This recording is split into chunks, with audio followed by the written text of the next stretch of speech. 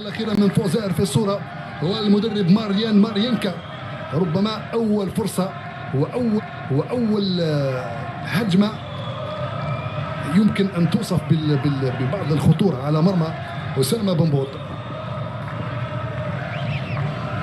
إسماعيل بن ناصر لرميز، وصلت من هناك بغداد بطريقة ممتازة. يا سلام، محمد الأمين، عمورة يصنع الخطورة، عمورة التسديدة، يا سلام يا سلام. الهدف الثاني من محمد الأمين عمورة وفي لتقاليده، إن لم يسجل يمنح كرة، إن لم يخطف الكرة يصنع الخطورة ويضع الكرة في الشباك. الهدف الثاني محمد الأمين عمورة، قناص، هداف، متابع للكرات، يسجل ثاني أهداف المباراة لمصلحة المنتخب الوطني الجزائري بحلول الدقيقة 40. واحد لبونجاح وواحد لعمورة، في انتظار القادم، في انتظار المزيد.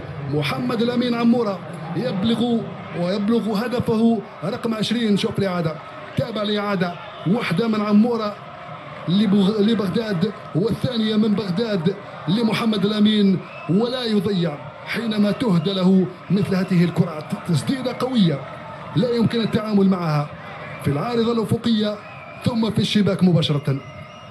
يا سلام على هذا السيناريو، تسديدة قوية من محمد الأمين عمورة، والهدف الثاني للمنتخب الوطني الجزائري. 2-0 بعد مرور